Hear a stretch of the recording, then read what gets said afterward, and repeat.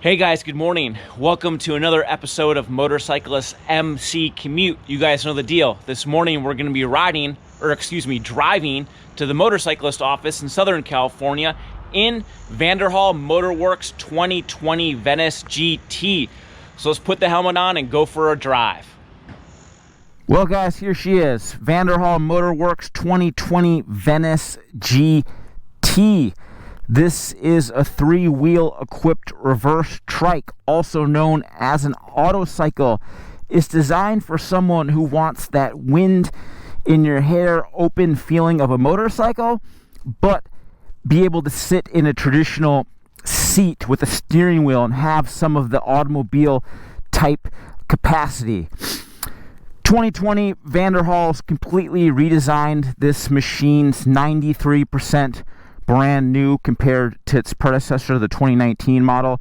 And just look at this thing. Look how pretty it is.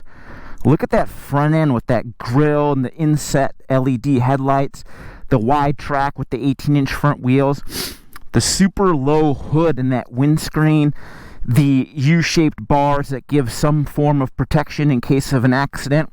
Very nice looking machine. I love the attention to detail.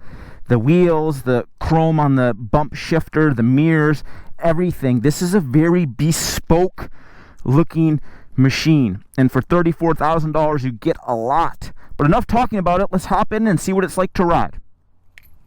All right, guys, here it is. This is the starting mechanism. It's got keyless style ignition with a proximity key fob. So you have to have this key fob within a near proximity of the vehicle for it to start. These keys are to lock this lockbox right here where you can store some stuff. There's also some storage behind the seat. So let's start this thing up. Push to start right here. Foot on the brake. Just like a contemporary automobile, we have tilt steering. You can bring it up and down, forward, back. I like my steering wheel low. Automatic transmission right there. We're in drive. Let's adjust the mirrors and let's go.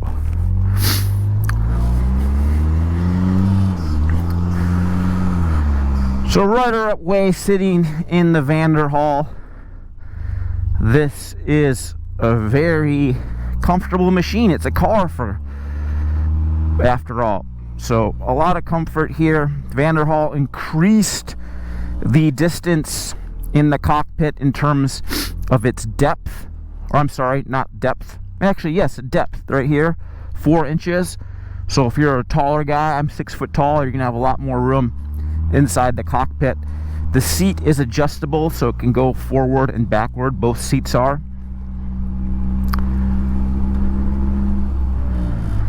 Nice windscreen helps keep you out of the elements.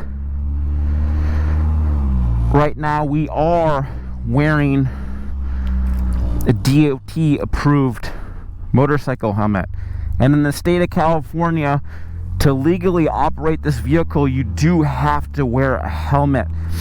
I forget the exact CVC code which specifies this, but there's a lot of discrepancy in that code. And you know, should you wear a helmet, should you not wear a helmet, is it legal to or not? But you do have to wear a helmet legally.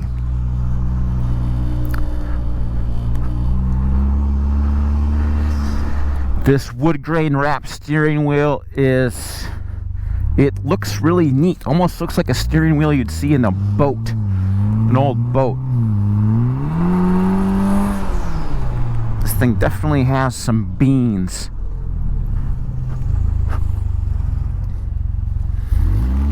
And away we go, guys.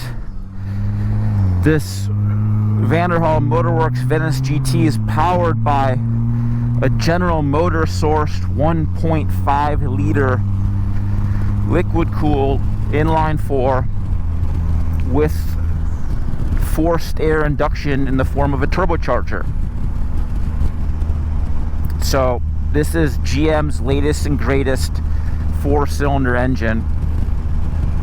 Puts out almost 200 horsepower and just over 200 foot-pound of torque. Red lines at 6,500 RPM.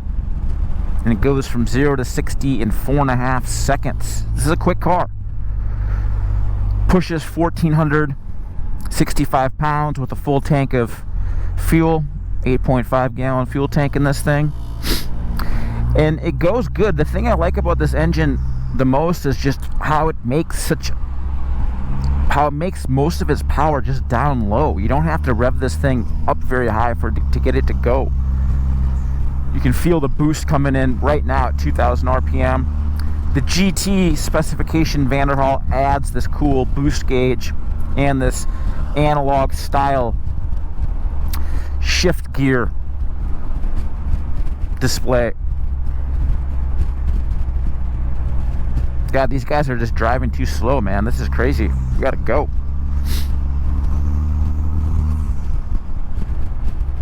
So I like the nice styling touches. That's what really sets this Vanderhall Venice GT apart from other autocycles, is just the use of its premium kind of old-fashioned components. These analog style gauges, this T-Vex synthetic leather here. The seats are actually real leather.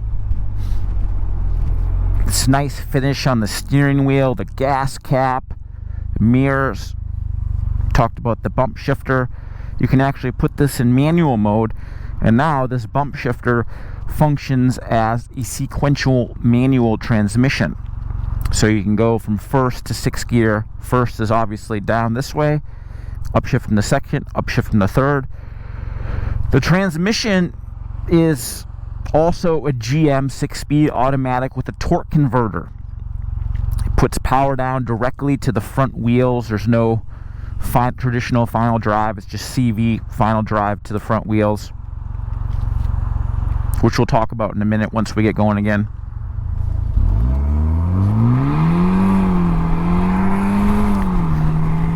A little bit of torque steer from the front wheels when you're giving her the berries. This 6-speed automatic transmission, it's a nice transmission, but there is some delay when you use the bump shifting option. The transmission doesn't respond the most quickly, but that's okay, because honestly I just like leaving this thing in automatic mode. Even when you have it in M mode, it'll automatically shift in the appropriate gear, so you can only shift when you want to. You don't have to.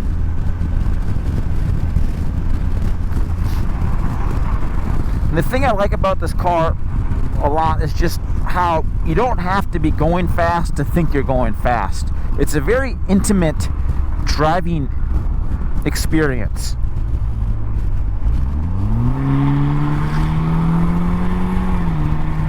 Alright guys, here we go with a turn. Whoa, I'm really speeding, sorry everyone. This thing's just so fun to drive. This thing handles pretty decent. Whoa! The brakes are very sharp in this vehicle, so you gotta really have to kind of manage that pedal play just because they are so responsive. Speaking of brakes, have 298 vented disc brake up front and 276 disc brake out back. This thing uses single piston calipers all the way around. Vanderhall offers a Brembo brake upgrade, so you can replace those with 4-piston Brembo calipers if you'd like. But this Venice GT we're driving is fitted with the traditional single piston calipers. It's also worth mentioning that all European-bound Vanderhall Motorworks vehicles are actually equipped with those Brembo 4-piston calipers, because the homologation process in Europe dictates that.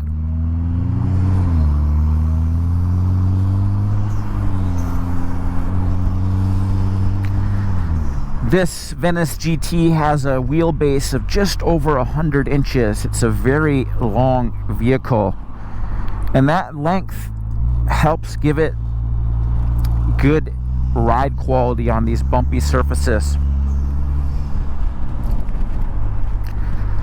Suspension design of this vehicle, it uses pushrod style front suspension. So rather than a traditional McPherson front suspension setup where the shocks are perpendicular to the ground. This suspension arrangement has the shocks mounted parallel to the asphalt.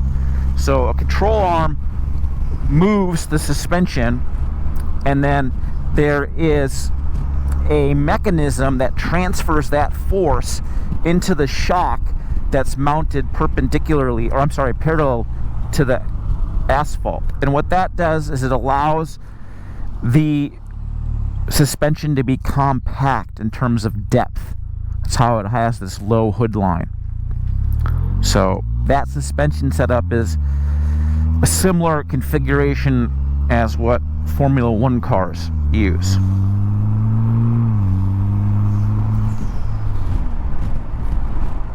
Rear suspension is more traditional. It's a traditional single-sided swing arm and a shock absorber that mounts directly between the frame and the swing arm. Now, compared to the other autocycles, we talked about this being front-wheel drive. So the weight distribution of this vehicle is 75% in front, 25% in back. So a lot of front-end weight bias, and that creates a fair degree of stability, Vanderhall says. Just natural stability. God, I wish we could split lanes right now.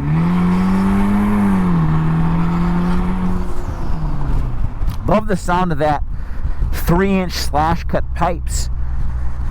This GT specification Venice adds the larger diameter exhaust. The standard Venice, which rings in at $30,000, has 2-inch pipes. This one has 3-inch pipes. Really like the sound of the pipes. Love the turbo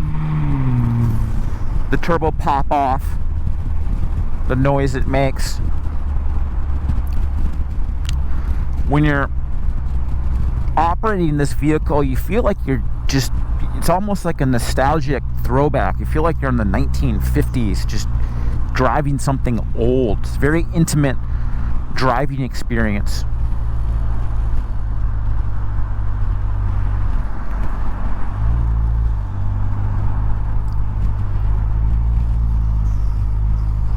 There is a little bit of engine vibration creeping through the steering wheel control. You can feel a little bit of rattling at certain RPMs. Some of the interior will rattle a little bit. To me, it's not enough to be annoying. It's just one of those things that helps add to the experience. Love all these switches. This Venice GT has hazard lights, traction control. It's not vehicle stability control. It's just simple traction control that powers the front wheels, cruise control, and a Bluetooth enabled stereo. It's very easy to pair your iOS equipped phone to the machine. Pairs very easily. Sound is pretty good. 2 speakers right here pumping out audio. So you have some creature comforts. You also have this ventilation system right here. Twist this knob and air comes out of these 2 adjustable vents. You can close them if you want. You can leave them open. It also has heat. If you want to have heat, you just push this dial and it'll circulate heat from the radiator, just like a normal automobile. Keeps the cabin a little bit warmer. Another neat feature that this Venice GT adds is heated seats. Electric heated seats for driver and passenger right here. Flip them on, flip them off. They work really well. Allows this thing to be relatively comfortable to drive when it's cool out. Ah, we got balked by this Ford Bronco guy. Handling's definitely tight and loose all at the same time.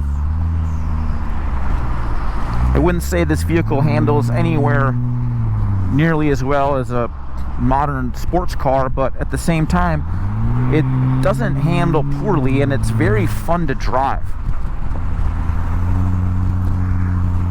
It's real zippy, like a slot car. We're cruising around at 80 miles per hour in top gear, pushing 2,500 RPMs. This check engine light's been on for some reason since we got it.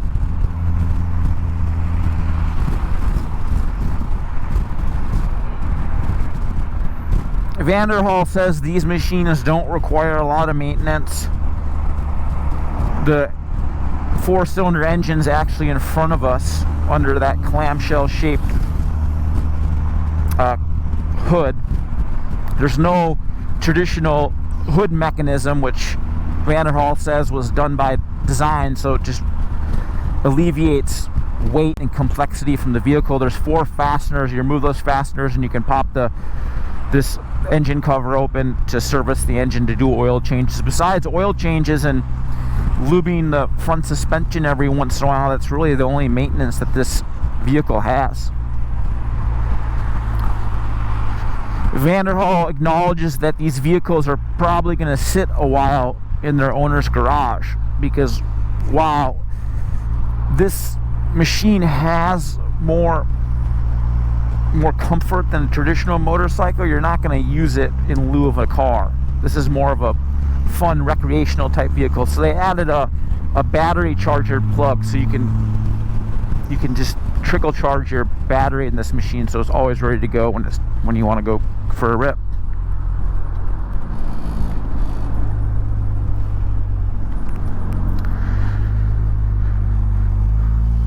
This Venice GT rolls on 18-inch alloy wheels shod with Federal. Federal's a Taiwanese tire company. Sport tires.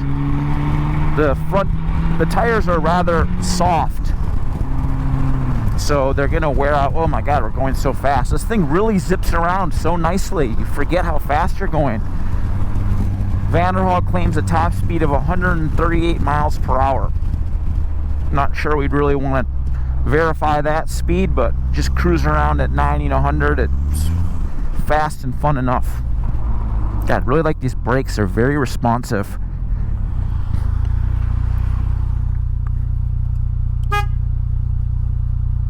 That was the horn, guys.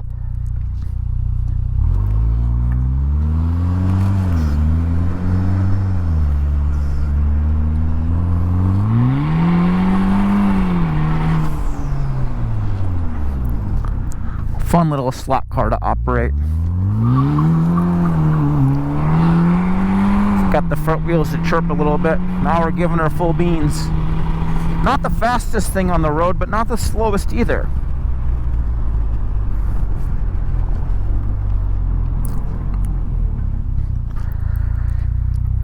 Now it's important to remember this vehicle is not subject to any form of crash testing.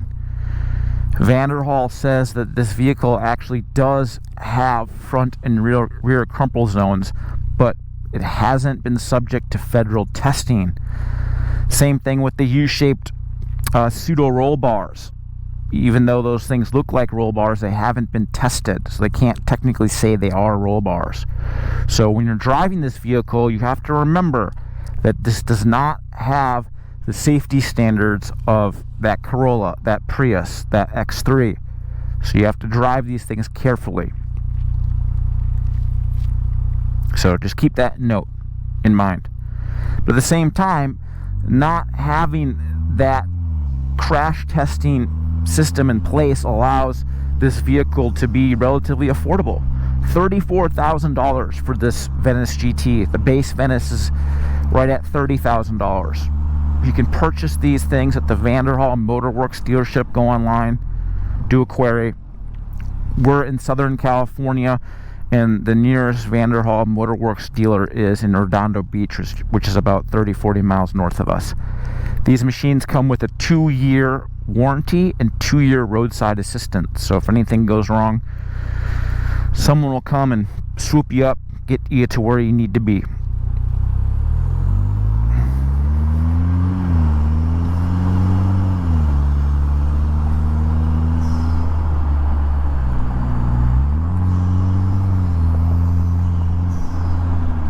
Geez, not being able to split lanes really is a little bit of a buzzkill.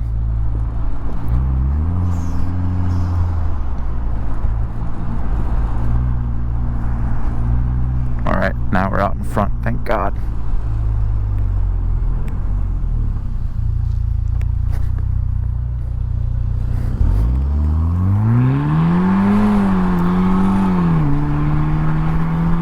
When you give her gas, she gets a little bit torque steery and starts deflecting a little bit here and there, but again, it adds to the experience. If you understand what this machine is, this thing's just designed to have that open air roadster type experience. Looks and feels old, but has some modern function to it. And when you think about the Venice GT that way, you really enjoy operating this machine. Alright guys, obviously we're not going to be able to do a wheelie here. We'll try doing a burnout though. How about that? Let's turn off this simple TC system they have here. Alright, let's give her the beans. That didn't do anything. Let's try it again. Yeah, that was much better.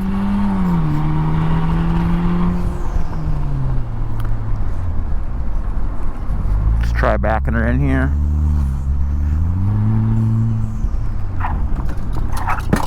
Whoa, all the stuff kind of fell out. That was fun. Should have used the seatbelt to strap that stuff in a little bit better. Alright guys, we're here at the motorcyclist office. That was a fun open air commute on the Vanderhall Venice GT.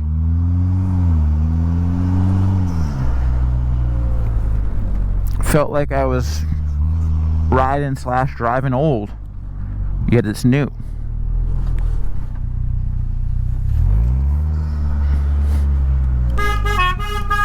Get out of my way.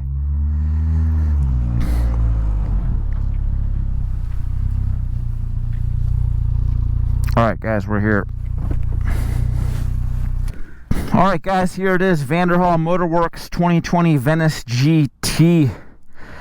Awesome looking machine. I love the old school muscular appearance. I love how low that hood is. I love its stance. The menacing /cut 3-inch pipes that extend out from the bottom on either side. Wood grain steering wheel, leather seats. GT also has leather seats, real leather, as opposed to the T-Vex synthetic leather of the dash. Very nice looking machine. This is a machine that turns a lot of heads when you're out on the road. For 34 grand, if you're looking for something that's going to make a statement where you go and just, raise people's eyebrows, even more so than a $250,000 Lamborghini, this vehicle would do that for you. Let's do some Q&A, guys. All right, straight to the top.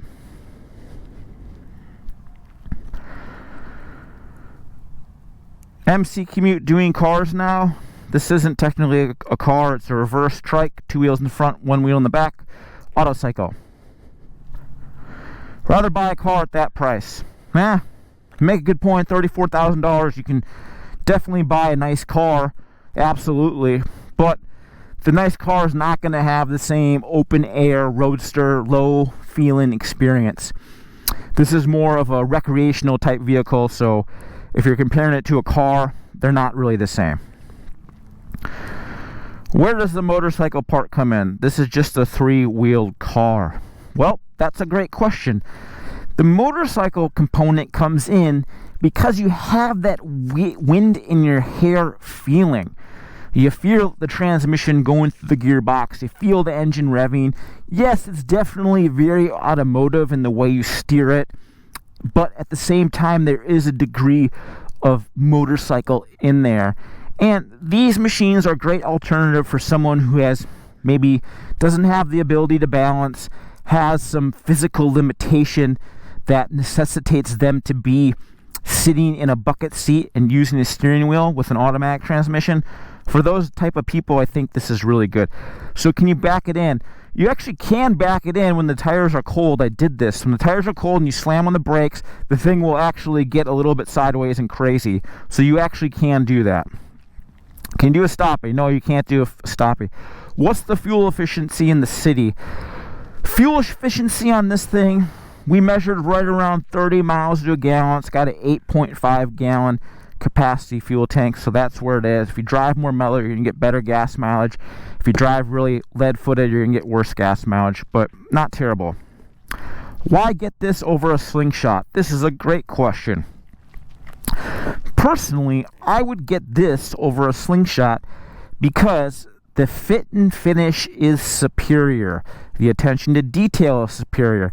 This thing has a very classic roadster look, and while the Polaris Slingshot's a very nice machine and neat looking, this thing is more classic. This thing's going to turn more heads. The fit and finish and quality and attention to detail on this machine is much higher than the Slingshot, in my opinion. This is much more of a bespoke appearance in the machine, and it's just a more fun autocycle to operate. So I would actually go with this Vanderhall over the Polaris Slingshot any day. Alright guys, let's go on to the YouTube machine, and we did some questions there. Let's see what's going on here. Alright guys, let's go on the YouTube Motorcyclist Mag comment machine. Let's see what we got here. Let's answer 2 questions real quick. Nope, we got it. Do you look cool dragging a knee into the corner? Ha ha ha ha ha. No knee dragging in the corner here. Do you need a motorcycle license to drive it?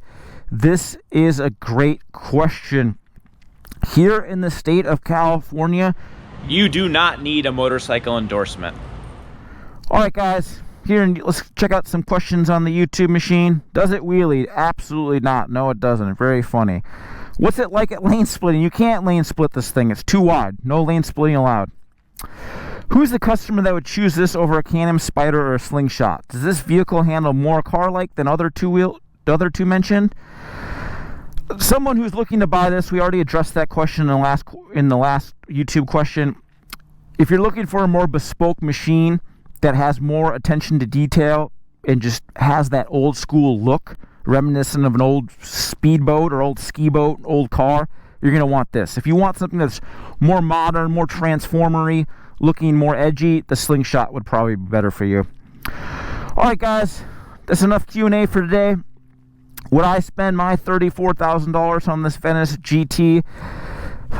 If I had a ton of money, I probably would. You know, this is a neat little machine for jetting around town, grabbing some coffee, going to the bar real quick to have a cheeseburger, and just to jet around town. I wouldn't do any interstate commuting on this. I wouldn't really travel very far on the freeway on this, but for jetting around town, I would totally like to have this thing in my garage. That is, if I had the space in my garage to accommodate it, and if I had $34,000 available where I could just buy it and not even worry about it. So yes, I would theoretically, possibly, maybe buy this machine. It's nice, it looks cool, sounds cool, it drives fairly well, and it's just a very different machine in the motorcycle and automotive world.